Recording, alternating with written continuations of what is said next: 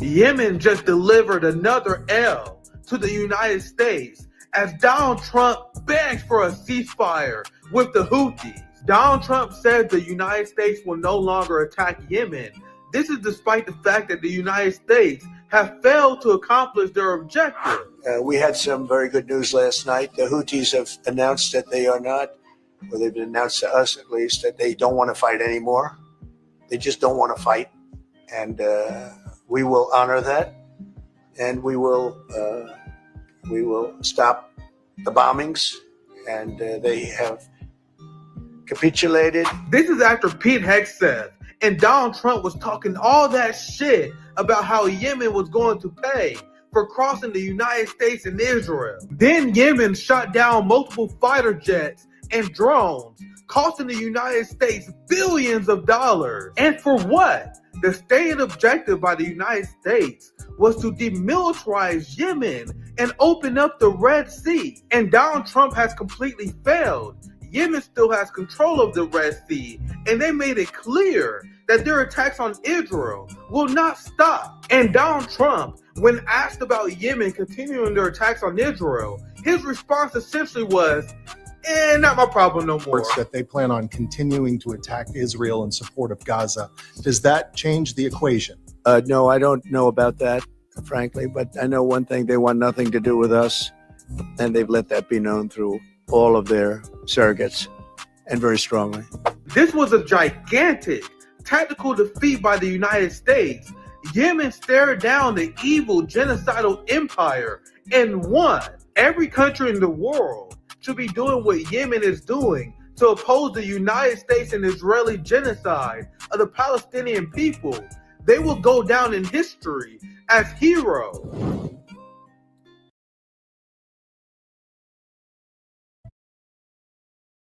Bernie Sanders is called out for his hypocrisy for flying around in private jets while claiming that he's fighting the oligarchy. You've gotten criticized from other people. Free Beacon says Bernie Sanders spent $221,000 on private jets fighting the oligarchy tour, paid for by friends of Bernie Sanders.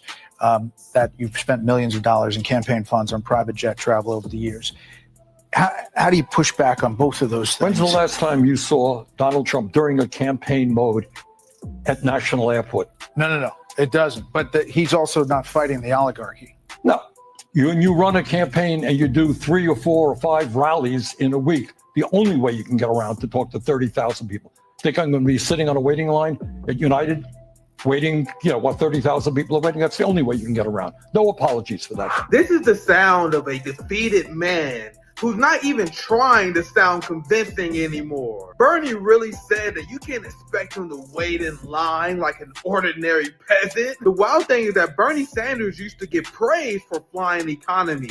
Now he doesn't want to be seen around us. But what makes Bernie hypocrisy so damning is because Bernie claims he wants to fight the climate crisis, but flying in private jets is absolutely horrific for an environment, and it's one of the worst things that you can do. You guys realize that flying in a private jet is around 100 times worse for the environment than flying commercial domestic, with it producing 2 metric tons of carbon emissions per hour. To put that in perspective, to cause 1 metric ton of carbon emissions, you will have to take your car and drive it around the world, the entire circumference of the planet Earth. In fact, the top 1% produces over 50% of the avian carbon emissions in the world. This is exactly what Bernie Sanders is contributing to.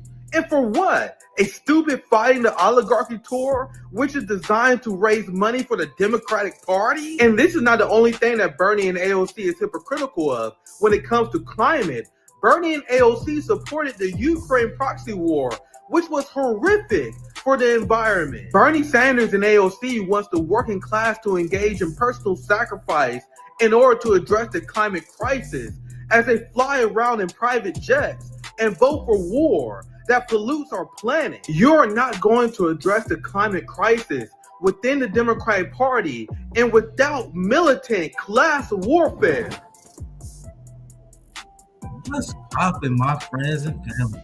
Welcome back to another RBN Live. I was going to do the show on Saturday, but I have a dinner with family tomorrow. So I was like, let's do a Friday Live. You know, there's so much to cover.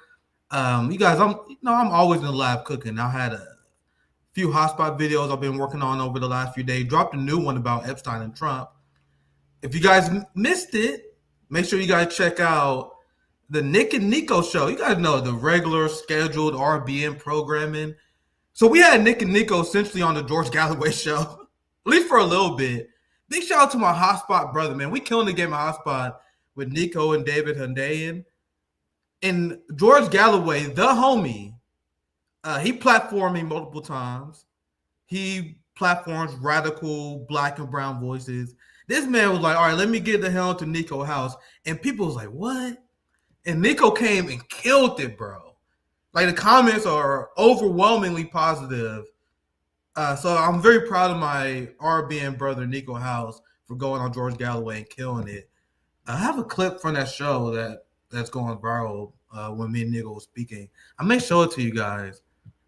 We're also going to cover what I showed you guys in the first hotspot video and what I've been covering over the last week with Yemen and Ansar Allah delivering another L to the United States. But to the last hotspot video, we're going to get to that. Israel is panicking right now because the United States has faced a tactical defeat, and MAGA is even being criticized by white evangelical voters. We're seeing the polling for Israel in the United States taken away that I was hopeful and I fought for it to happen for years, but I couldn't imagine it even in my greatest dreams. Like, you have giant MAGA influencers who are asking questions about Israel for the first time. They finally understand. They may not be principally against imperialism the way we are, but this is such an important issue that we need all hands on deck to purge this Zionist scourge. The Zionist scourge, like Bernie Sanders, who is contributing, as I explained in my hotspot video, to 2 metric tons of carbon emission per hour, because you guys know that per person. This is why the only solution to the climate crisis is class warfare, not none of this liberal bullshit green agenda nonsense. They want to put the onus on workers. They say, we got to ban plastic straws, as if your plastic straws have anything to fucking do with the massive amount of carbon emissions in our atmosphere, to the acidification of the oceans, of military waste being poured in our communities, or water being poisoned. That have nothing to do with us. You guys know your truck, your car, is minuscule compared to private jets. And over the last few years, you have the ultra rich, and Bernie is a part of this club now. They were taking private jets like they're fucking taxis. Private jets, as I showed in that video, to put in perspective, do you understand how much of a metric ton of carbon dioxide? That if you took your car and you drove your car I said it in the hotspot video. If you drive your car all around the world, the entire circumference of the planet Earth, that's around 1 metric ton. So Bernie does that twice every hour. You guys know Taylor Swift alone with her private jet emits more carbon dioxide in the atmosphere than the entirety of the global working class in 6 months. And you guys see why the shit-lived social democrats lost the working class on this issue? I am an environmentalist. I care about the planet. I care about passing a beautiful, healthy planet to the next generation. Knowing that the Earth's cycles do not have to be hospitable to human life. It's almost spiritual. Like, it's our connection to our planet, wanted to be maintained. But you cannot trust the capitalist agenda, the Al Gore Democrat agenda, where they spend infinite amount on the military, which is the largest polluter in human history. Bernie votes for Ukraine aid packages, which led to a boom in carbon emissions. They're hypocrites. And that's why their intellectual dishonesty is why Bernie Sanders gets zinged by intellectually dishonest Fox News hosts who I would chew up alive. What hypocrisy could they find in true principle theory reading Marxists like ourselves, revolutionary working class workers who actually care about establishing an intellectual movement? We will never get zinged by these Fox News scumbags. The reason why they get zinged is because they inherently hypocritical. And just like everything else, Bernie and AOC is here to shift what it means to be a socialist to the left. Now they're shifting what it means to be environmentalist to the left. Now you're taking private jets, emitting metric tons. How can you convince these capitalists? How can you convince the workers of the world to take environmentalism seriously when even you don't? And guys, you realize that despite this horrific actions of Bernie Sanders and AOC, you still have shit libs. You have Democrats that are defending him. You have people like, oh my God, Bernie, of course he has to take private jets. If you look on Twitter, look at Bernie Sanders, he's getting destroyed by the right wing. I called him out. Principal Marxists called him out. Then there's a wave of the Kyle Kalinske, Breaking Point, Crystal Ball shit lib that's like, hey man, don't you know that Bernie Sanders, he's not a hypocrite. He has to do this because his work is better than yours. That's Bernie Sanders' argument. What I'm doing is more just than what you're doing. I know you say you have a good reason to fly jets, but I got a good reason to fly jets. And what is that reason? Is Bernie Sanders working on anything revolutionary, my friends? No, what he's working on is raising money for the Democratic Party.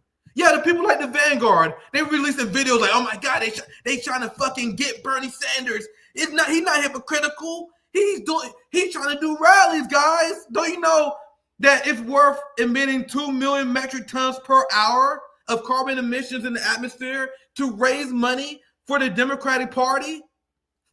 That's his grand goal. And I explained on the show before how Bernie Sanders openly admitted that the goal of his resisting the oligarchy tour is to rehabilitate the Democratic Party. He said that there are a lot of people who feel disenfranchised by the system, and he wants to have the fight for the oligarchy tour to revitalize people's belief in our democracy and the fact that we can fight back. He admitted this. He admitted that this is just a sheepdog. Get people who are anti-genocide back into the Democratic Party. Normalize Zionism. Normalize genocide among the left. Just what it means to be a socialist to the left, where you're supporting Zionism. I'm glad this is literally yesterday. He was on the floor. This happened yesterday or 2 days ago. Bernie Sanders is still repeating genocidal rhetoric the same way that he was on the Fight for the Oligarchy tour, and he was criticizing Trump for pursuing peace in Russia. He said, oh my God, this is embarrassing for our country. This is such a dark day for America, American democracy, because Trump wants to have peace in Russia. So you guys are having pro-war rallies. And here's Bernie Sanders repeating, because he's a disgusting Zionist who supported Lindsey Graham's resolution to support Israel against their war against their regional enemies, meaning invading their neighbors like Syria and Lebanon. Bernie Sanders support that. Meanwhile, Hassan Piker has Bernie Sanders on the show and plays grab ass with them and never asks him about his Zionism. Look at the disgusting rhetoric from Bernie. There is no doubt that Hamas, a terrorist organization, began this terrible war with its barbaric October 7th, 2023 attack on Israel, which killed 1,200 innocent people and took 250 hostages. The International Criminal Court was right to indict Yahya Sinwar and other leaders of Hamas as war criminals for those atrocities. Clearly, Israel, as any other country that was so attacked, had the right to defend itself against Hamas.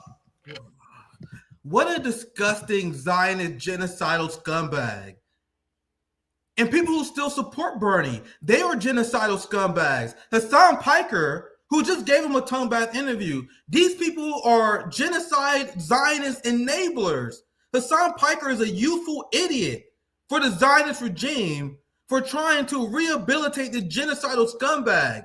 So you guys realize that 2022 and the year 2023, these was the deadliest years ever for Palestinians in the West Bank. Does Bernie Sanders acknowledge this? Does Bernie Sanders acknowledge the war that Israel waged on the Palestinian people, which they murdered Shireen Abdul-Akleh, famous American Palestinian journalist? They was raiding mosques, shooting children in the head. We was covering this before October 7th, when people said I obsessed over this issue. You had Israel that was waging open warfare to break the spirit of the Palestinian people. And Hamas retaliated on October 7th, which wasn't a successful military operation. So these people only pretend to care about Palestinians when they are the victims. But God forbid the Palestinians have a successful act of resistance, then they're terrorists. 2022 was the deadliest year in the West Bank history. You had active raids into Gaza, were a place that Israel occupied for decades. So the creation of Israel, and Bernie Sanders knows this, guys. What I'm about to tell you, Bernie Sanders is unprivy to. They are scumbag Zionists who lie to the people to support their genocidal agenda. The creation of the state of Israel, even though I disagree with it, the West legitimization of that was contingent on the creation of a Palestinian state. That was part of the UN decree when they created Israel, because Israel was a state that was created via imperialism. They said, we're going to steal land from the Palestinians and legitimize the genocide, the Nakba. We're going to legitimize the Nakba, give these Israelis a ton of land. But if we do that, you have to help establish and allow them to have a Palestinian state. So over the last few decades, and the Likud party has been open about this, Israel just voted on a resolution overwhelmingly with no dissent where they rejected the idea of a Palestinian state. So do you guys understand that Israel is out of compliance, and they have been out of compliance in international law for decades because they've been actively blocking a two-state solution. They've been blocking the creation of a Palestinian state. So what do you do as an occupied people when you're under criminal occupied regime from a state that is blocking your sovereignty? As Bernie, does Palestinians have the right to defend themselves? These races, they will say no, or they will avoid an answer because they don't view Palestinians as humans. That's the racism of Zionism. Jewish people are the only people who have the right to self-determination, not the Palestinians. They don't even have the right to return. Bernie, guys, you must understand, this guy living in a caboose. These people know this. They are liars and they are scumbags on purpose. On purpose. Bernie Sanders is a propagandist for the Israeli state. The same way that Donald Trump's, it was I think it was one of the chief rabbis of IDF, I'm blanking on their name. They said that if you're Jewish, your job is to spy and promote propaganda for the Israeli state. That's what Bernie Sanders is doing. Every single person who calls Hamas a terrorist organization is doing propaganda for a genocidal state and is ignoring the fact that Israel is out of compliance. This is not a complicated issue, fam.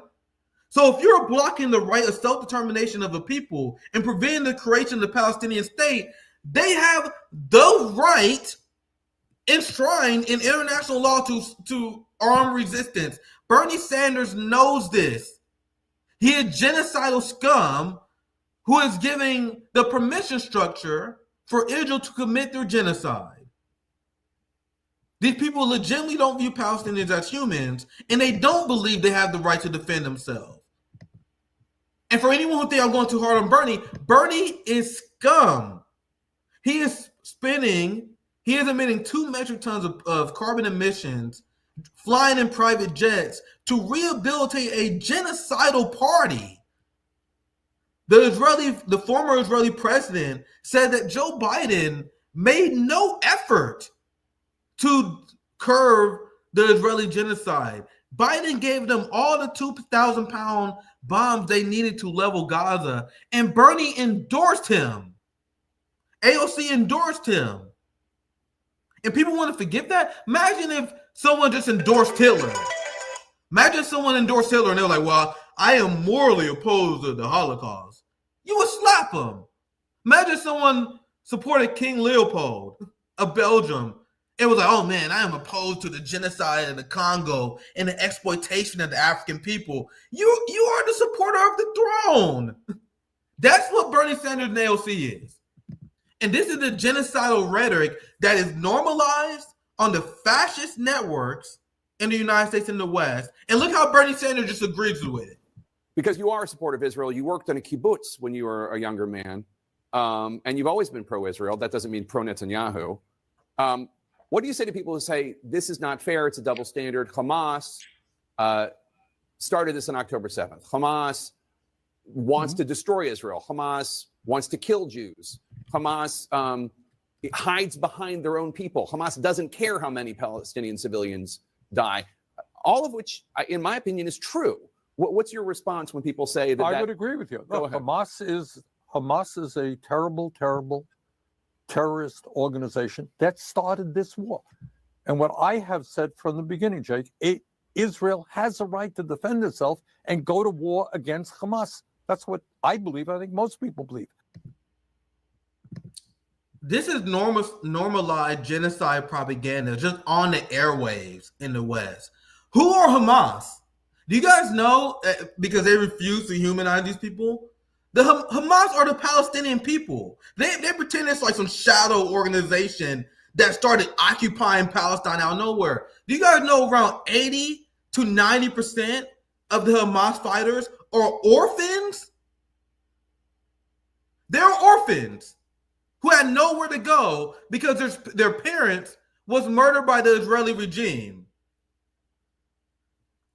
What's the average age of Gaza? Like 17? The average age of Gaza is 18. You guys realize that? So Israel just murders people before they even reach seniority for the most part. When people have children, let's say you're a Palestinian in Gaza, luckily you make it to your 20s, your 30s. You have some children. God forbid you have children. The chances of you making to their adulthood, oh man, it's not likely.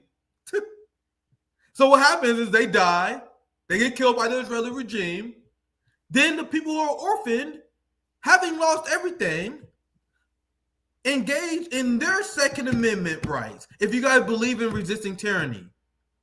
If you believe in resisting tyranny, which a lot of these fake MAGA Second Amendment, because they really don't.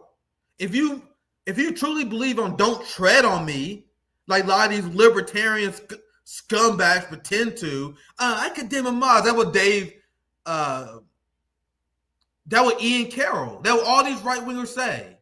Tucker Carlson, I don't like Hamas. They hate Hamas. Even all the right-wingers who get Israel right, they're like, I don't like Hamas. That comedian fucker, I forgot his name. Dave Smith, when he was chucking over one of the right words, he's like, y'all don't like Hamas. Hamas is an Israeli creation. Hamas, fuck Hamas. Hamas, they are the Palestinian people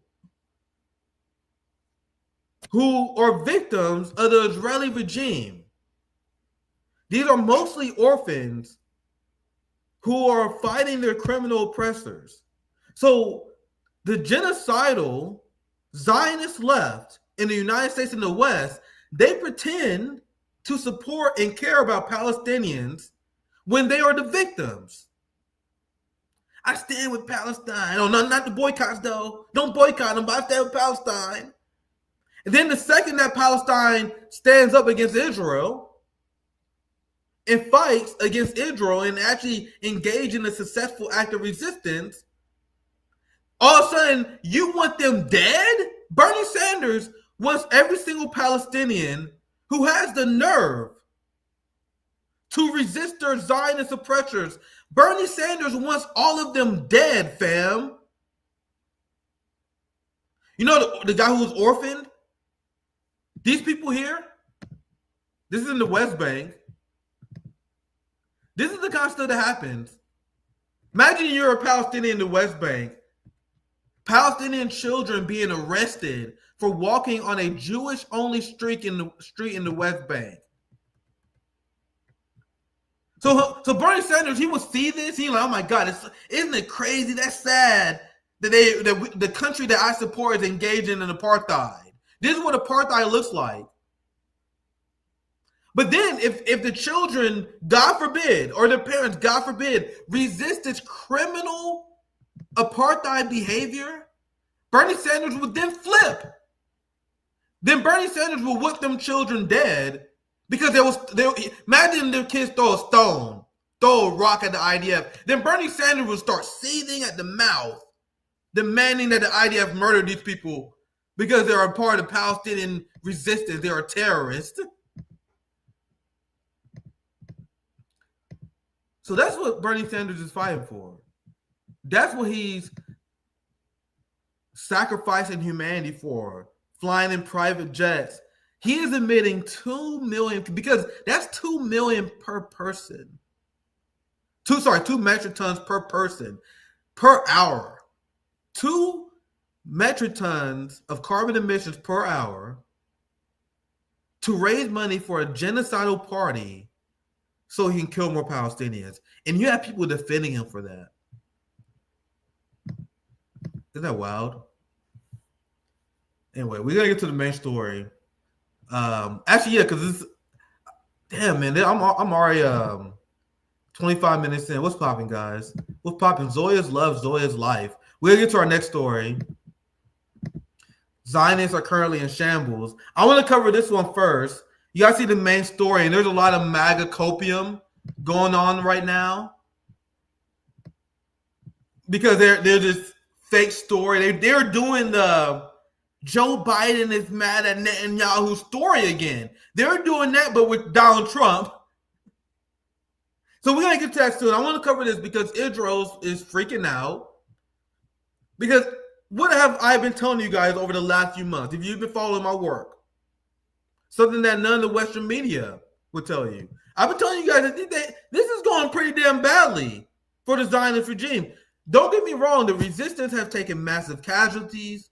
It was hard on the resistance, as liberation movements always are.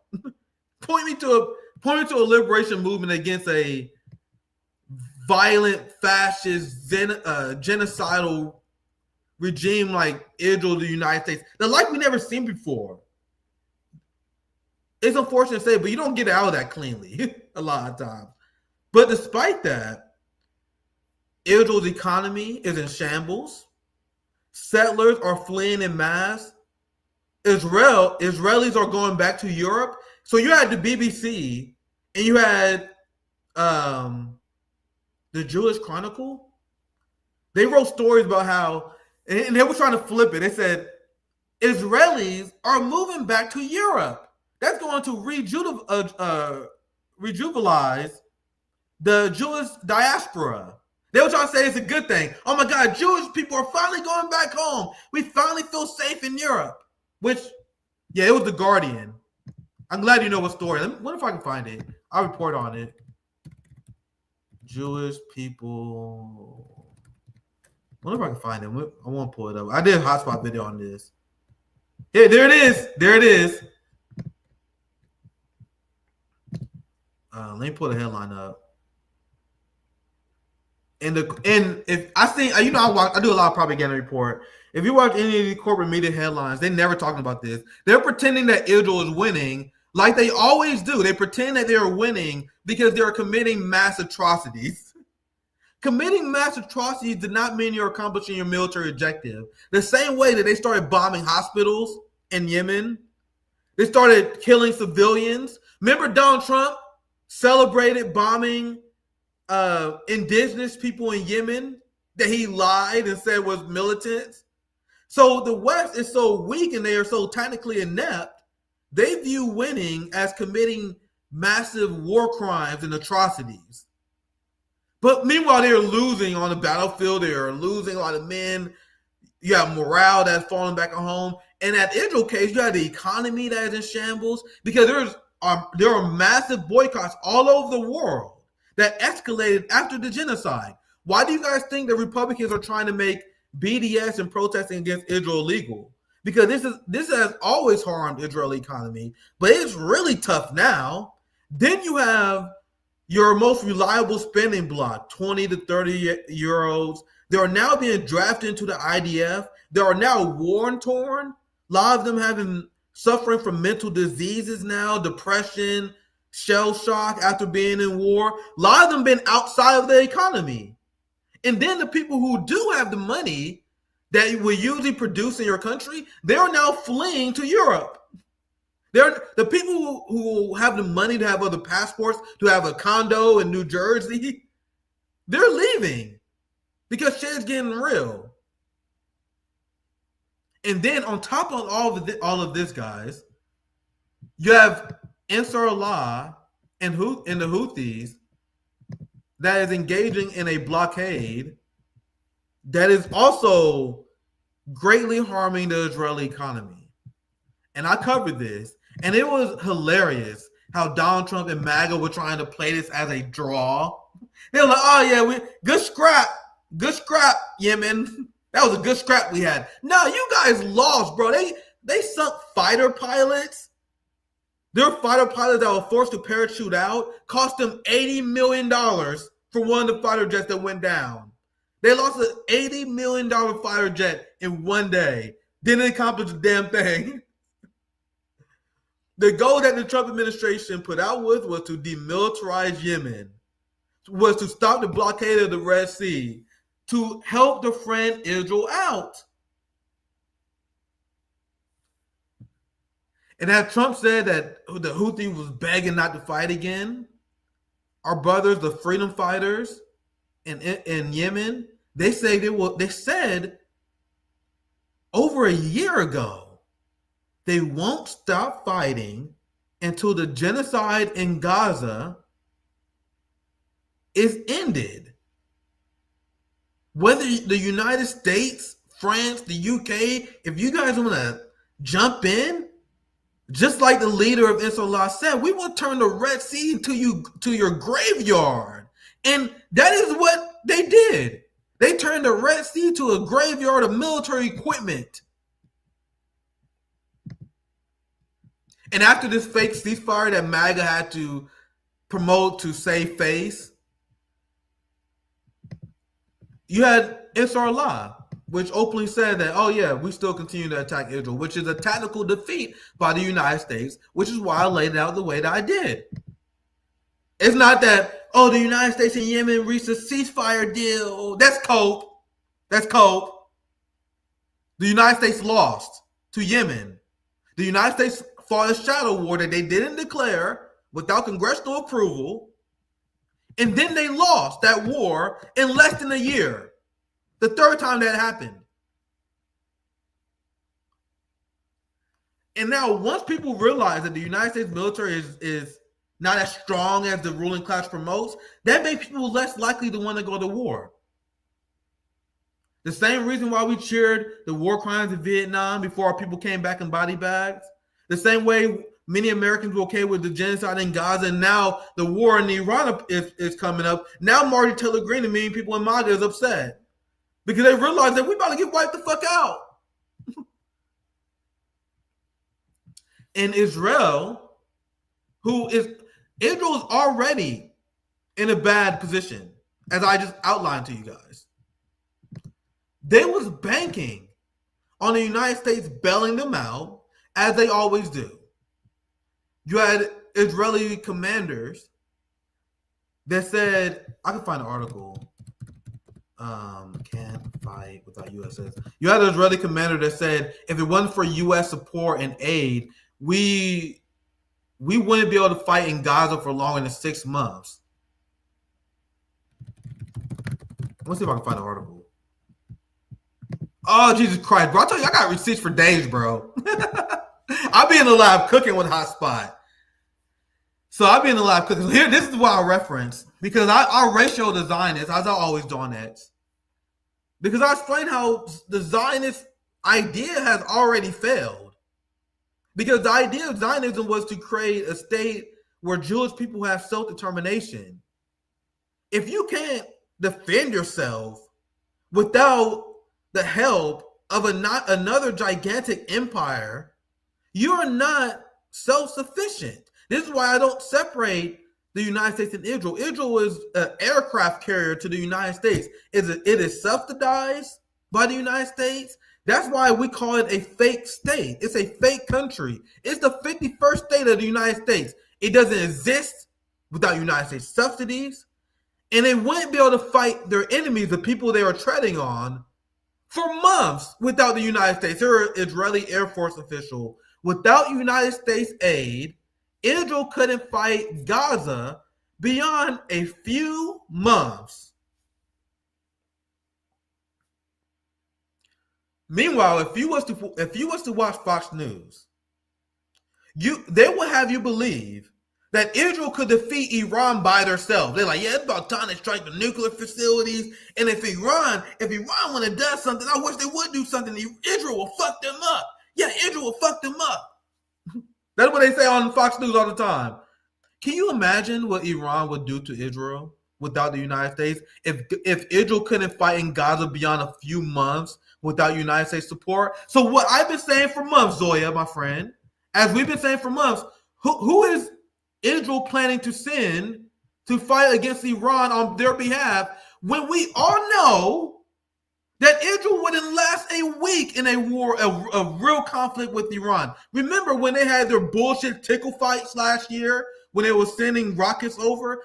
You had the Zionist traders, the Zionist Christian and Muslim traders in Jordan, the UAE, in Saudi Arabia with the United States that helped Israel deflect Iranian missiles that they launched in Israel territory. So Israel wouldn't be able to defend herself against the skirmish they had with Iran last year if it wasn't for the Muslim traders in the Middle East, if it wasn't for the Zionist traders in the Middle East, if it wasn't for the United States and the UK and France providing intelligence services. So Israel is a fake state, completely reliant on the United States. That's why it doesn't make sense when you hear these fucking Zionist crybabies like Bill Maher and Dave Portnoy, when they say, oh my God, I know you guys got criticism of Israel, but why is there this focus? That's what the Harvard anti-Semitism report said. That's what the ADL say. They say it's anti-Semitic because you guys have a unique focus on Israel. Why don't you guys focus on other countries and what they do wrong? Because they wouldn't exist without our taxpayer money, without owning our politicians. It is a proxy of ours.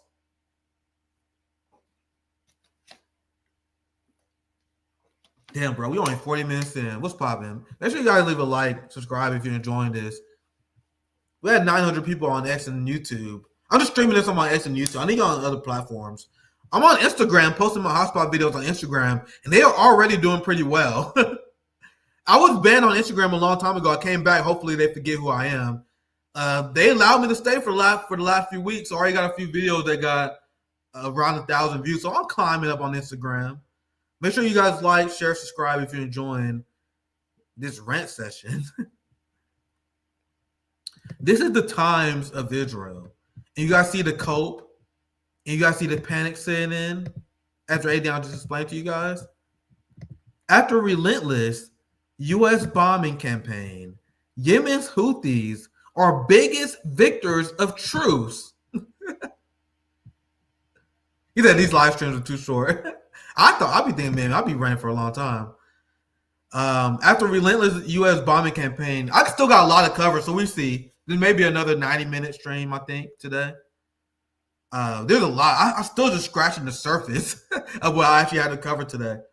After a relentless U.S. bombing campaign, Yemen's Houthis are biggest victors of truth. So Yemen, they are now going to continue their attack on Israel when it was very crucial for Israel for Yemen to be stopped, because, as I mentioned before, the Israeli economy is not doing well. It's something that the Zionist regime won't be able to sustain if acts of resistance like that goes unpunished.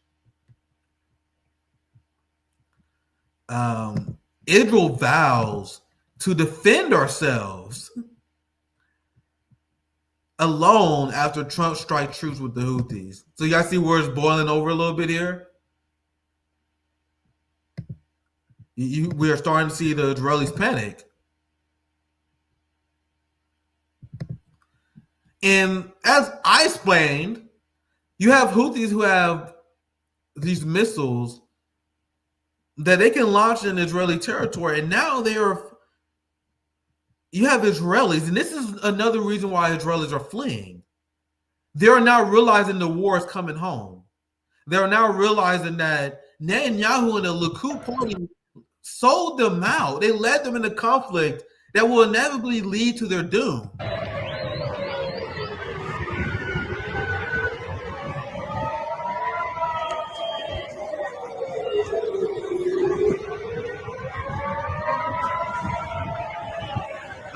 Getting a little real now, isn't it? Now you guys see why they fleeing? You see why they're going back to Europe now?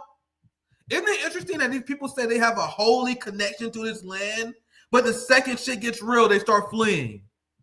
Meanwhile, the Palestinians, they get offered deals to leave their land all the time, but they said, no, we're going to stay, we're going to fight because we love this land, we have a connection to our land, our people from this land. Meanwhile, these Europeans, these Polish people,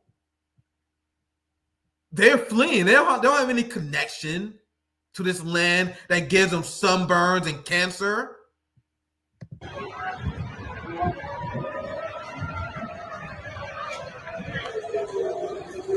Now, I like those solo streams too. I like talking to people, but solo streams are very fun. Appreciate it, Mike.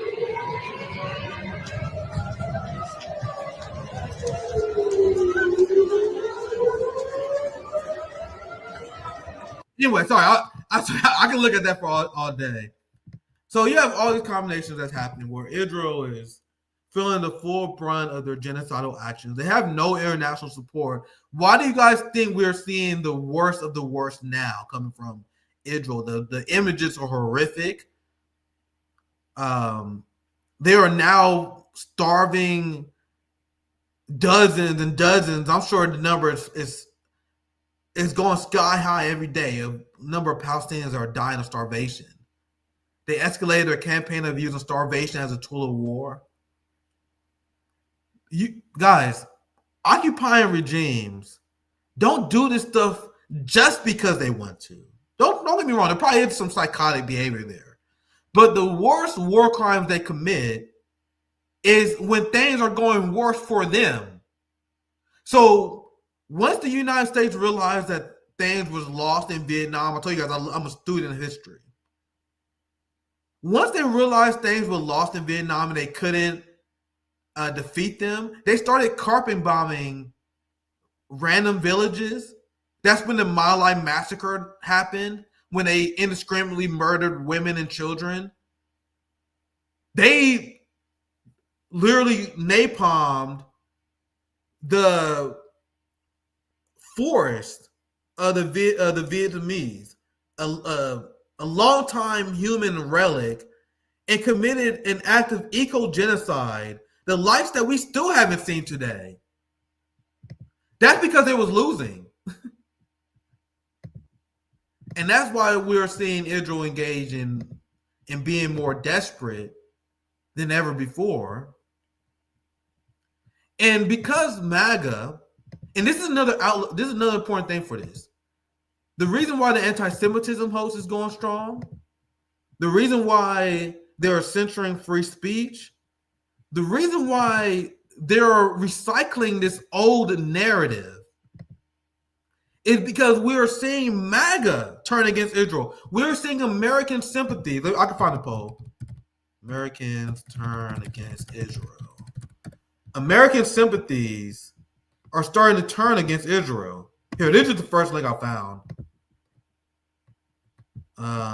The beginning of the end of unshakable support why U.S. public opinion is turning away from Israel.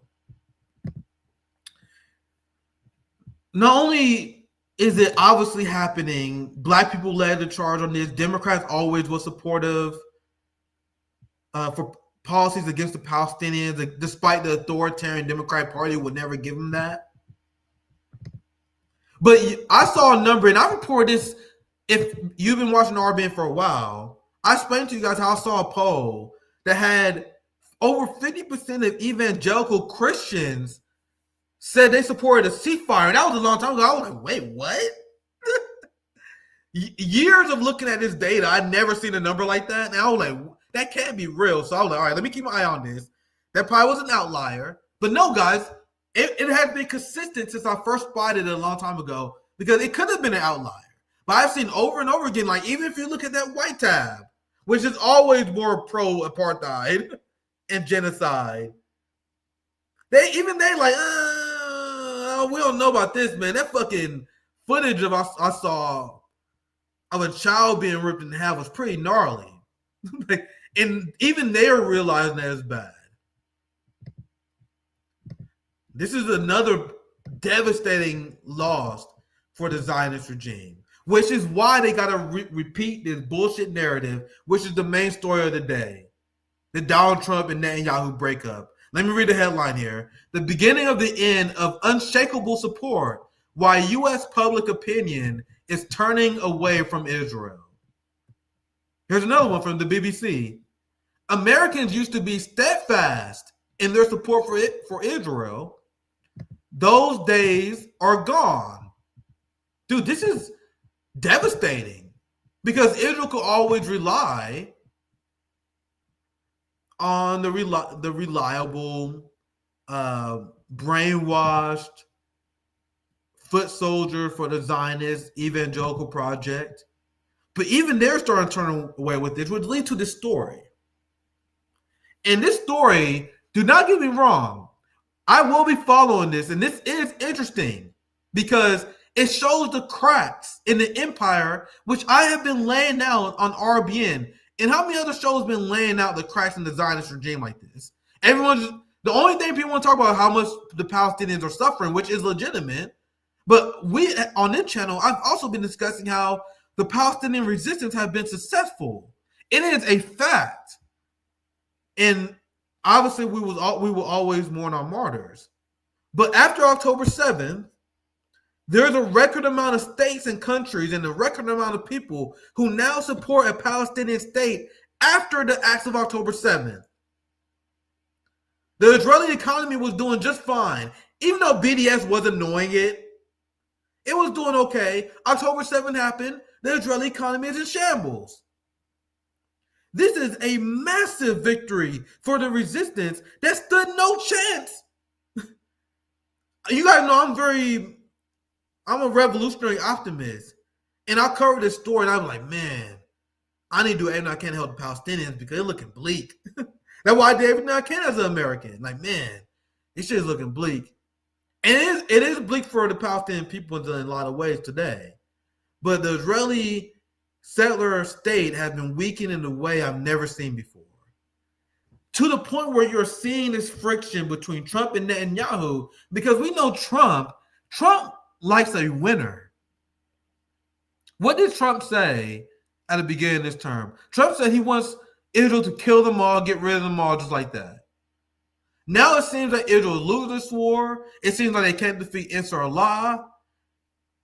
You have people who are turning against the Israeli regime. You got the resistance of Lebanon. You have all this headline. You have all these headlines that's horrible for Israel, and Trump don't want to be seen on the losing side of a conflict, and this is definitely on the losing end here.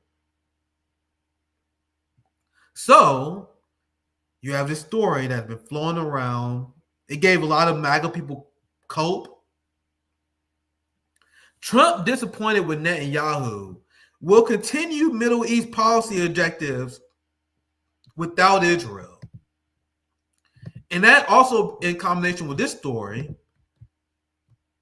where they're saying one of the reasons why Watts was not fired, I don't know why they're still reporting. Well, I guess this was a few days ago, to be fair.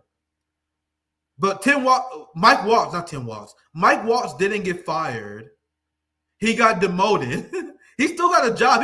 You gotta know the UN ambassador role that they give these people, it's a cushy money laundering job, essentially. Like, thanks, bro. Thanks for the support of the campaign. Thanks for donating for me. Hey, you want a UN job?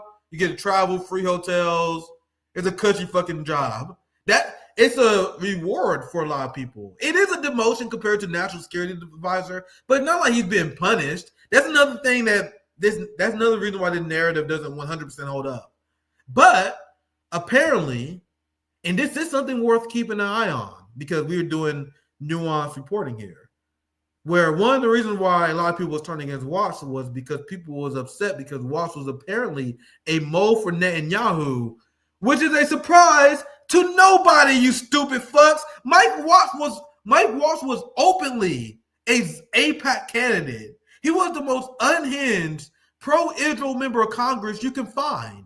And then Trump and MAGA like, oh my God, I think Mike Watts is actually working for Netanyahu. Oh, no shit. It took you that long to figure that out?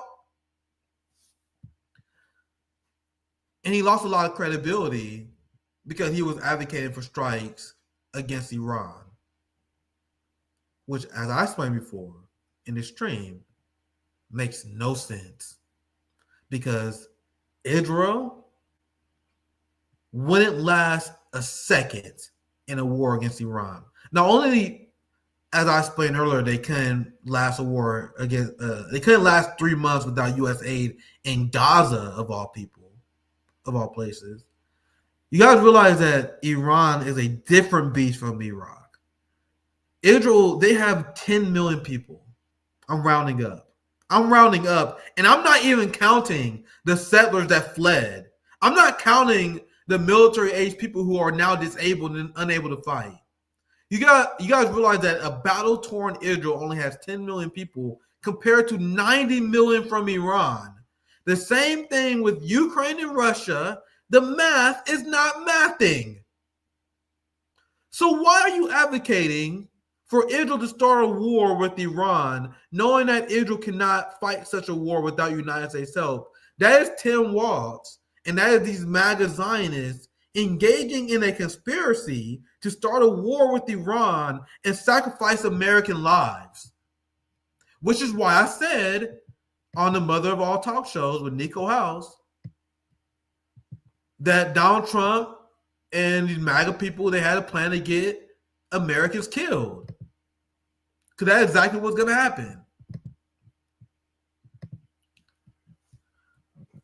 So Donald Trump, realizing the position that he's in, was like, oh man, I got to work towards the Iran deal. You know the same thing that Barack Obama was working on? So this opposition to Israel in terms of fighting a war against Iran is not really new, because Barack Obama, I remember Zionists was furious with them, and Netanyahu hated Obama because of the Iran deal. They found him to be an appeaser.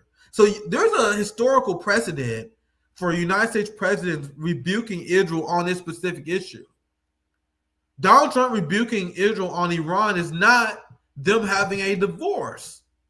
That's Trump saying, hey man, we're not going to fight this fucking war in Iran for you. But the reality is, and this is what I saw on X, I had a pretty good tweak on this. And this should be our takeaway on this story. Until Donald Trump halts all aid to Israel, this is just all talk to save face now that many in the MAGA movement is turning against Israel. People need to stop falling for the theater. So you guys realize that things are so bad for Israel because Israel and many commentators in the West, they assume that Israel could just have their way with Trump. But things are so bad, to repeat the same fucking story. They have to repeat the same. They don't even get new tricks. The same Biden is frustrated with Netanyahu. They do the Biden is frustrated with Netanyahu story, but with Donald Trump this time. And guess what? All the MAGA chumps are falling for it. I didn't find you guys an example. I saw a ton of them. Well, people are like, yes, I knew Trump wasn't a Zionist own puppet. I knew it. Okay, why is he continuing aid to Israel? You guys know that he did it again. He called Chuck Schumer a Palestinian. Trump often uses the word slur. He used the word Palestinian as a slur. He's like, man, Chuck Schumer, he becoming a Palestinian. That's how much disdain Donald Trump just has for the Palestinian people. Do you guys really think he's turning against Israel and the settler colonial society? Donald Trump is still arresting and putting pressure on people who are protesting against the state of Israel. So if Donald Trump is breaking with Israel, like a lot of people claim he is, would he stop putting pressure on colleges for censoring, for not censoring pro-Israel, anti-Israel protests? Would he relax on that? No, he's still continuing that. In fact, you had Netanyahu who openly thanked Donald Trump for cracking down on free speech on behalf of Israel. So the MAGA people, they fell for it once again because there are a lot of and a lot of people pretending that Netanyahu is being rebuked by Trump. But I have multiple. There's another tweet I had. Let me know when Donald Trump arrests Benjamin Netanyahu for war crimes. Until then, you guys can shut the fuck up about this entire Trump turning on Israel. Because remember, the MAGA agenda, the MAGA movement, they had Netanyahu invite him to the White House, get him a red carpet entrance when he's an indicted war criminal by the International Court of Justice. So until you remove the diplomatic immunity that Netanyahu has, until you guys stop providing aid and supporting them in the UN, there's no break.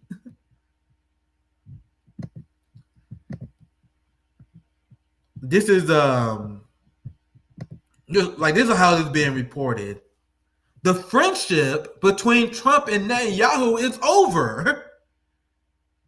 Israeli army radio reports that Donald Trump has decided to cut contact with Netanyahu, stating that Netanyahu and associates act arrogant and try to push around the president.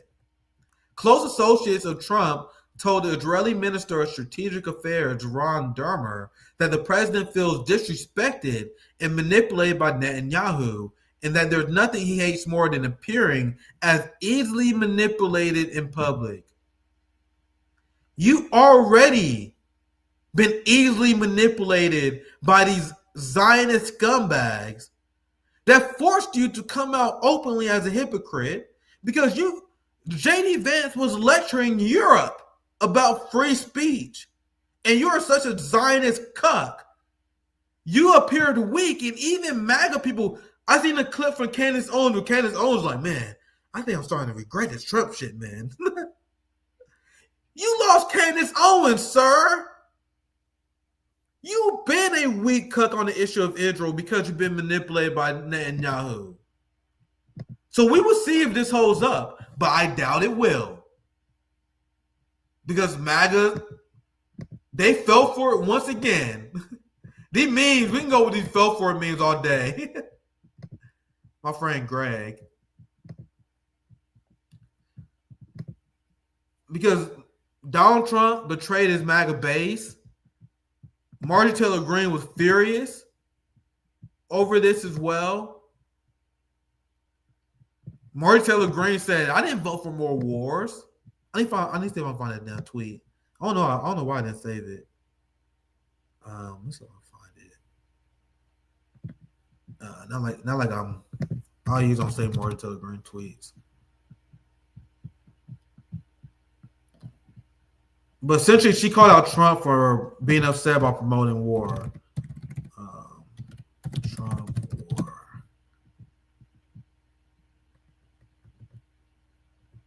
Oh, there's the article. I want to see if I can find a tweet.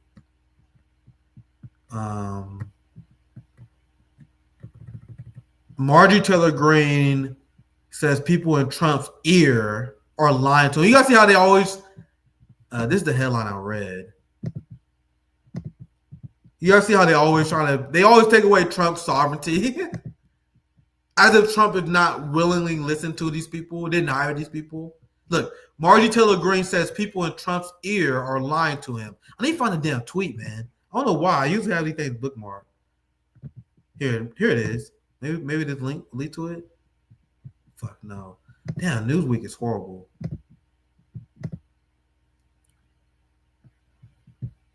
She rebuked Trump administration moves as losing the base.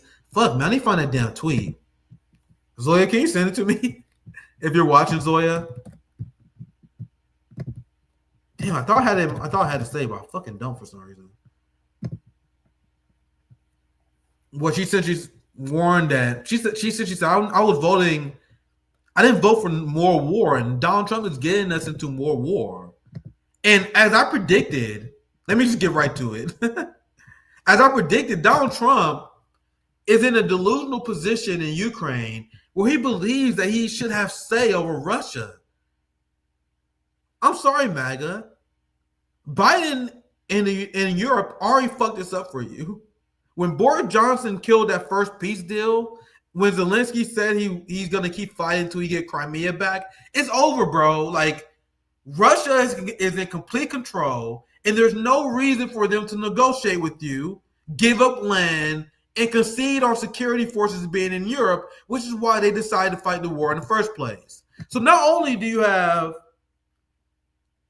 Trump enabling the state of Israel, funding the state of Israel, cracking down on free speech, Marjorie Taylor Greene spoke out against the anti-Semitism bill and said she was going to vote against it because of that. I think that's Zoya. Oh, Zoya's the GOAT. Zoya's love. Zoya's like, thank you. I don't know why I could not fucking. That's what happens when you have too many receipts, I guess. All right, let me get my thoughts together. This is the MAGA fascism that Trump was willing to implement, that Democrats supported, and you notice that the quote-unquote resistance to Donald Trump had nothing to say about this. Did Bernie Sanders speak out against this bill? Did Cory Booker speak out against this bill? Did Jasmine Crockett speak out against this bill? No, it was Marjorie Taylor Greene, who is a Zionist herself. Do not get me wrong, guys. I am not, don't get me wrong. I am not a Marjorie Taylor Greene fan, man. She is a Zionist herself. But if you're losing Christian Zionists like Marjorie Taylor Greene with your Zionist agenda, you know how far gone you are? Zoya, you know I love you. Zoya is the GOAT. Thank you for sending me this. She says, I will be voting no. It is my job to defend Americans' right to buy or boycott whomever they choose without the government harshly fining or imprisoning them. Because you guys understand, these fucking fascists wanted to fine people for $1 million and send them to prison for 20 years for supporting boycotts on Israel. Do you guys understand how bad things are going for the Zionist regime for them to propose this? You know how horrific things are going for you to fucking float this as an idea. Because I just explained to you earlier in the stream, the breakdown you will never hear from corporate media, how the Israeli economy is in shambles because settlers are fleeing the country. Over 60,000 plus businesses closed only in the first 6 months of the war. It's actually worse now. You have a growing international boycott, divestment, sanction movement that is only growing. So now things are so bad, the MAGA fascists are directly trying to ban boycott on Israel because that's how bad the economy is. Oh yeah, Chris, you're 100% right. Let me clean it up a little bit. I said this many times before, but if you're only watching the stream, you wouldn't know. I hope Trump is responsible for the Ukraine war as well. That's another reason why Trump is not. That's why Putin is not letting Trump off easily. Don't get me wrong. I do understand. This is a great comment, Chris. I understand this as well. Trump played a very big part of getting the United States in the war with Ukraine in the first place. We are smart enough to know that the Ukraine war didn't start when Russia invaded Ukraine. So here's Chris' comment. Nah, Nick, Trump played his part to create the Ukraine war in his last presidency, and he tried to stop the Nord Stream pipeline. Yeah, absolutely. Absolutely.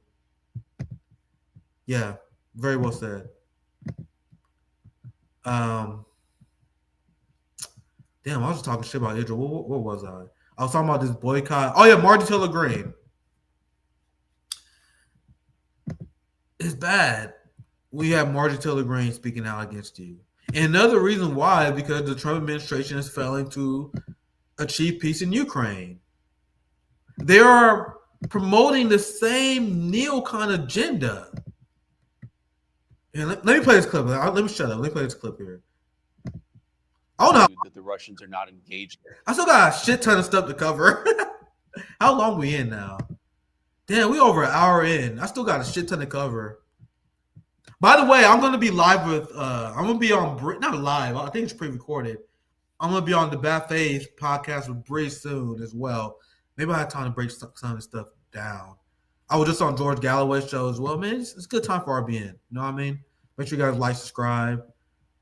This is JD Vance saying, "Oh man, I think this Ukraine peace deal is not going to happen." So What would bother me is if we conclude that the Russians are not engaging in the negotiation in good faith. And if that happens, yeah, we're going to walk away. The president's going to say we're out of this thing. And what that's going to mean fundamentally, I think, is that both Russia and Ukraine are going to be left to settle this thing without the advice and without the mediation of the United States. we see if that means them stopping aid. I guess that's another reason why the liberal establishment is freaking out. But I want to show you guys why I'm concerned. And this is why Donald Trump, once again, is a historic sellout. The same way every president is a sellout, in a sense. Because Donald Trump and the MAGA movement, the fraudulent, fake MAGA movement, that people like Dave Smith, Ian Carroll, all these fake libertarian fucks, they try to pretend that, oh man, I think MAGA, Trump, they have a different brand of republicanism. It's not like George Bush. We are different than the George W. Bush Republicans. We are a new, edgy, populist movement. Don't you know that Trump is a populist movement? And remember, I was like, no, Trump and MAGA is not a populist movement. That's the media narrative that's been mainstream for years, that MAGA is some sort of economic populist who govern different than George W. Bush. Donald Trump implemented Reaganite trickle-down economics the same way every other Republican has. In this budget by Donald Trump, he is proposing a $1 trillion, nearly $1 trillion Pentagon budget.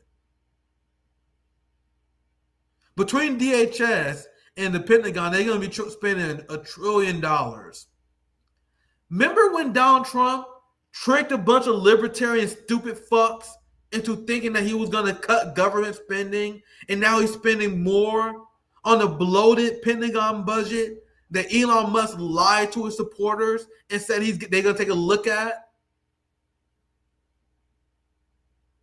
Remember that? Remember when they was pretending that Doge was going to cut military spending? And then I went live on YouTube and I told you guys that shit is absolutely not going to happen. And if you think that's going to happen, you are a deeply unserious child.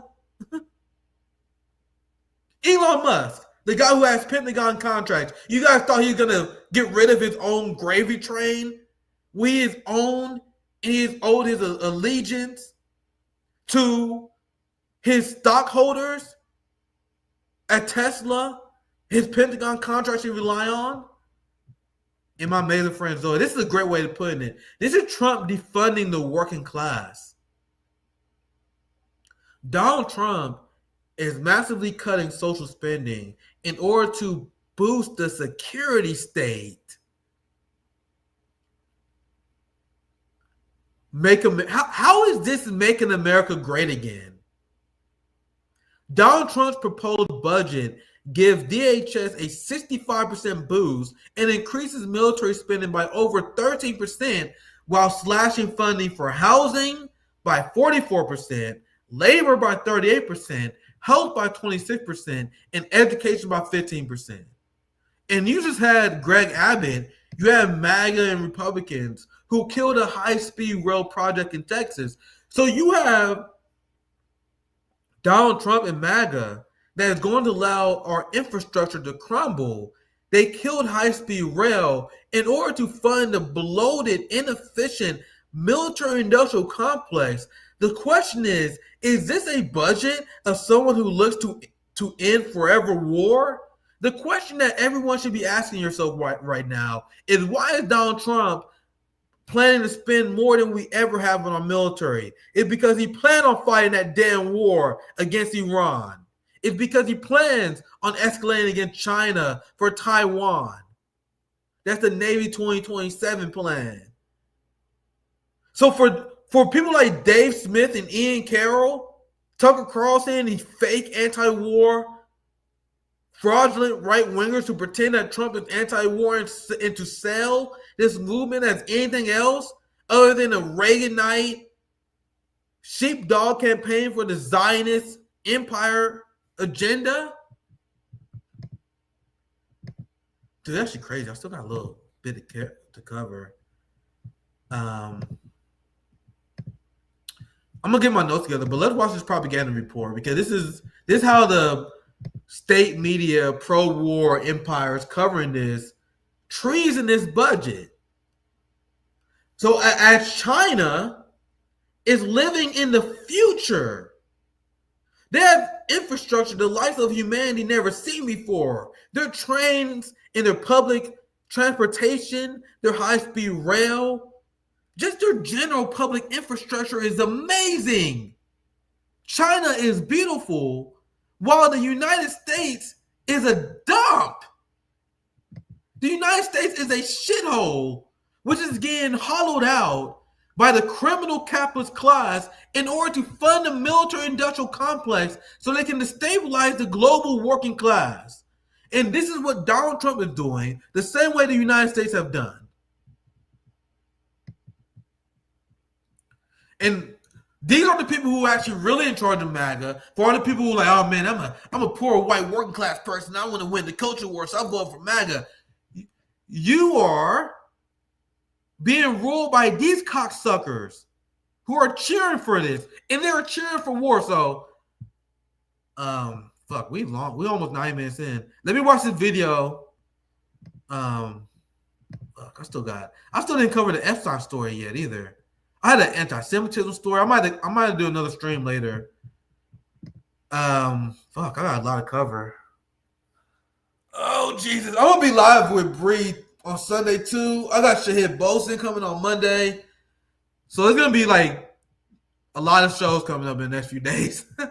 So let me watch this segment, and then I get my thoughts organized. Proposed a budget blueprint that would boost defense spending to over $1 trillion for the first time, while slashing budgets for education, foreign aid, environment, health, and public assistance programs. Retired 4-star General Jack Keane. Listen to Sid. Imagine saying this in a country and then accusing Ibrahim Traore of misusing his funds like Michael Lanley and the United States have done. Imagine saying that Xi Jinping is not taking care of his people. Imagine claiming that these countries that provide health care, pay maternity leave, housing, cheap housing to their people, free public transport, like the countries that actually provide public services and take care of the people with health care and all this stuff, they accuse them of being authoritarian, anti-democracy, illiberal countries. Meanwhile, they are openly bragging about, oh my God, we got good news today. And don't you know we're spending over $1 trillion on our military spending as we cut funding for education? We are cutting funding for education. We're spending more money on wars and bombs. He says with a smile on his face. Why do you think politicians run on being tough for the military? I'm gonna stand for the vets. I'm gonna stand for strong military budgets because that wins white suburbia. If you don't say this shit, they say, "Oh, what are you, some sort of fucking weak hippie?" Do you guys see how broken the minds of Americans are? The people whose minds are decolonized, or are still colonized, I should say. Our minds are decolonized. You have white suburbanites, these suburbanites whose minds are so colonized, they cheer every single time they hear increased military spending. It's truly depraved. And then they want to, the same white people, they didn't want to say, don't you know that North Korea is a militarized state?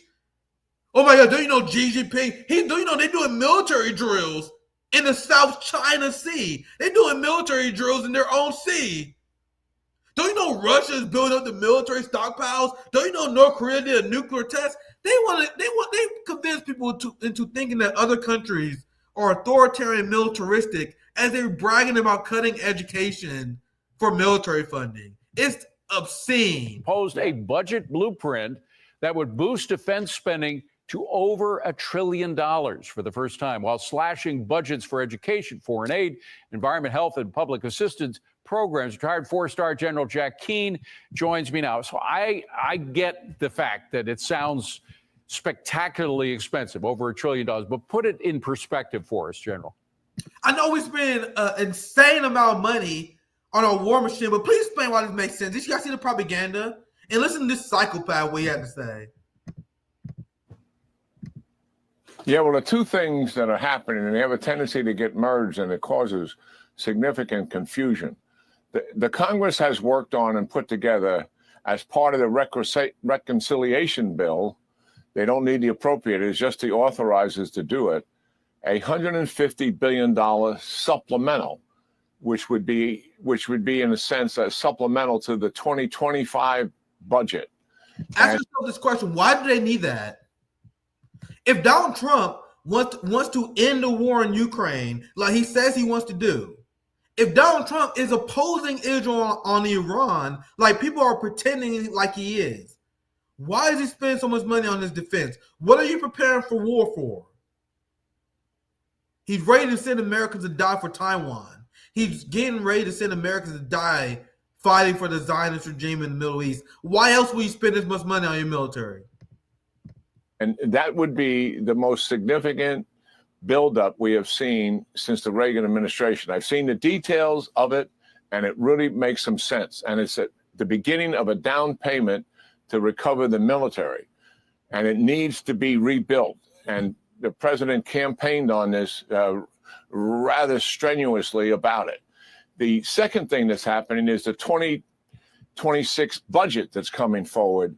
And in that budget, the military is flat. Actually, if you account for inflation, then it's reduced. So if we go through 4 years of flat defense budgets, even though we've got the upfront supplemental, we are not going to accomplish the president's objective.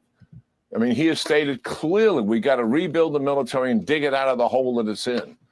And something's got to get squared here before that. Bro, the United States has so much stockpile weapons that they started sending it to Ukraine because they wanted to test modern battlefield innovation. We covered this many times on the show before.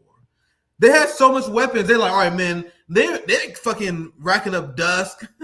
We need to actually start using these bombs. So we need to find a conflict. Ukraine. That's what never-ending military budget does. You got to find a way to spend your bombs.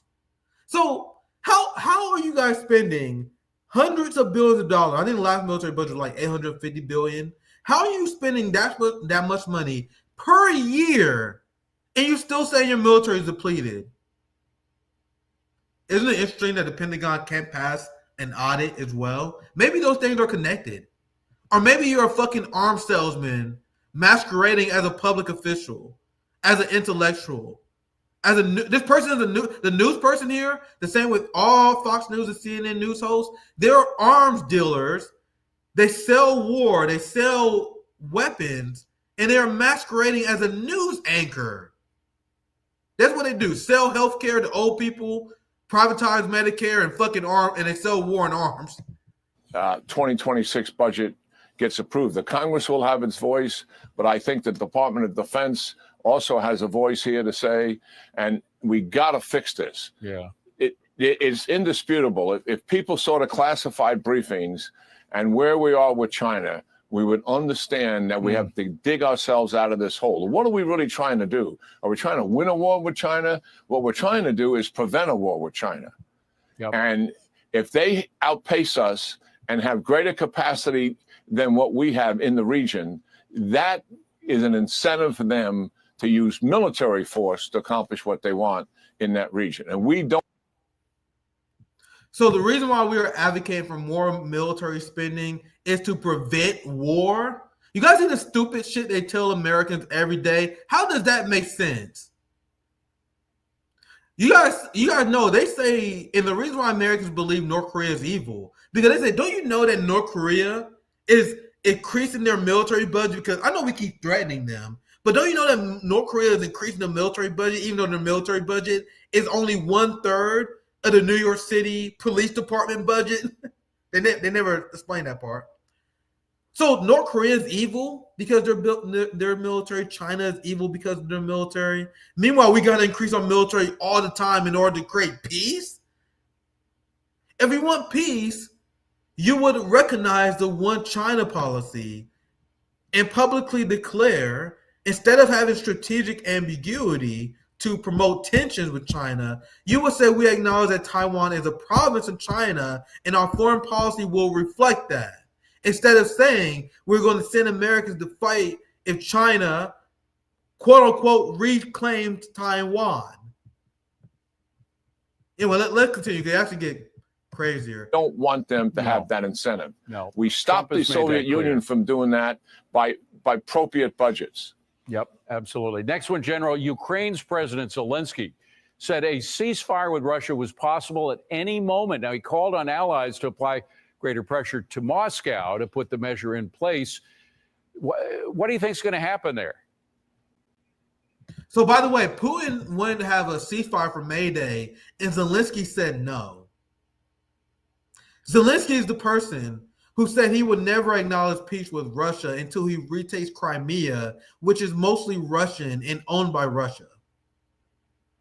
He's a madman, but listen to this nonsense, because this guy is one of the people on the right that is more than happy for us to continue this war with Ukraine. Well, first of all, Putin's got several days of a ceasefire culminating around his victory over Nazi Germany in World War II, something they do every year. I think he's doing Dude, I'm actually fucking shocked that he said that. I'm actually surprised that he admitted that Russia defeated the Nazis. That's actually fucking very rare. If you don't watch it. Dude, that's crazy. I can't believe he actually said that. Because usually they never say that. Trump said that we're the reason why we won World War II.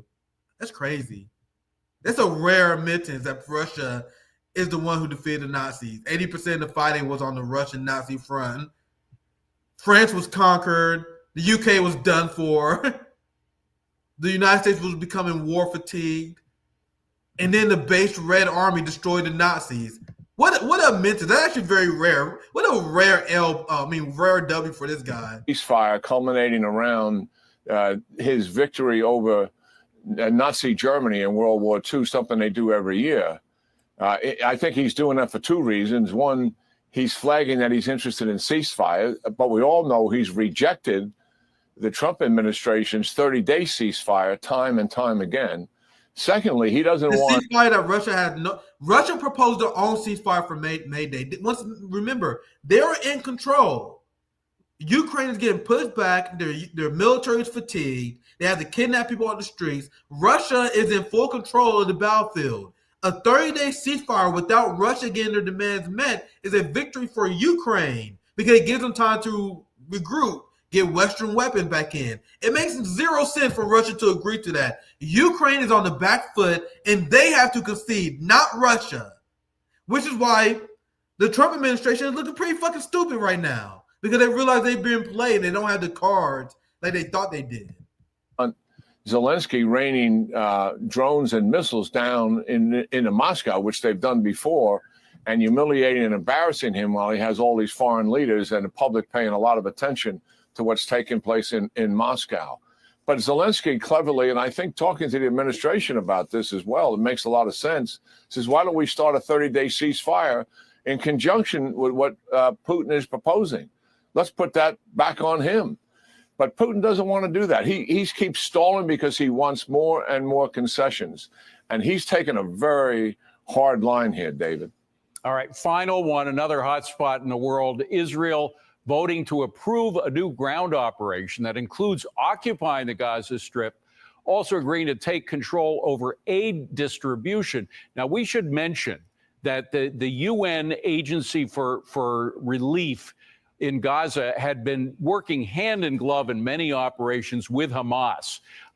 Israel just made a huge discovery of a lot of weapons. I can't do Fox News Israel segments, bro. Oh, don't you know that Hamas was controlling the aid? So we got to stop the aid and use starvation as a tool of war. Normalize genocide. In a just society, all these people will face a trial at Nuremberg for this kind of pro-genocide propaganda. This is him justifying the use of starvation as a tool of war.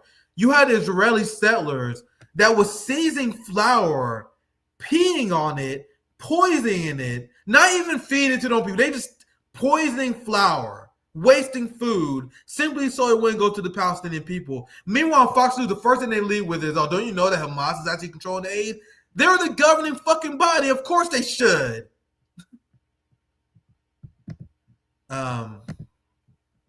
Anyway, we reached 90 minutes in. I want to keep this around 90 minutes. I was about to do an hour. I was peer pressured. I was peer pressured by you guys for go longer than an hour today. So I'm gonna keep this at 90 minutes. I have a hotspot video that just released about the. Actually, I might end it with that. Or should I end with it? No, I want to end it with I'm gonna cover the Epstein file thing later. I want to show you guys my interview with it was Nico House on Modes. Here it is. Is that it? Yeah, here it is. I might show you guys more of this interview on our channel one day, but you guys gotta check it out on Nico's channel. Maybe I end it with this outro video. Yeah, let's end it with this 3-minute video. Big shout out to Nico. I'm proud of him for being on, and I'm glad that George Galloway saw the immense talent that my brother Nico has. Before there was RBN, there was Nico House, paving the way for Black independent media. Very, very well read. Very grounded in facts. And it's always fun talking to the guy, man. I'm very happy. Not only did he hosted George Galloway, this man fucking killed it too, man. His monologue was incredible. So big shout out to my hotspot brother Nico. My hotspot brothers, we're killing the game. We like 35,000 followers now. Yeah.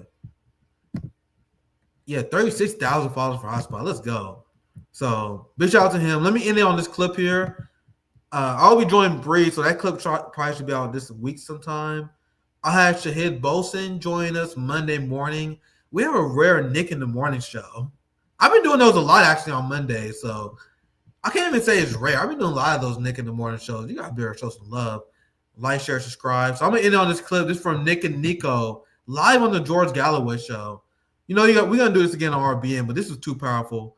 Let's end on this one. Hope you guys have a good weekend. Thank you guys for watching. Peace out, y'all. So I'm telling all the people who support Donald Trump, all these fake MAGA alpha males, when are you guys going to enlist? Because Donald Trump is willing to sell out the American people and sacrifice American lives, fighting another Israeli Middle Eastern war. I still remember there was all these slop MAGA X accounts who are boosted by Elon Musk and the Zionist entity who was saying Yemen would pay, and they were celebrating the downfall of Yemen, saying that they made a giant mistake declaring war, and once again they are forced to play politics and fix the narrative because they once again failed in their military objective. They haven't won a war. They haven't accomplished a military objective in decades.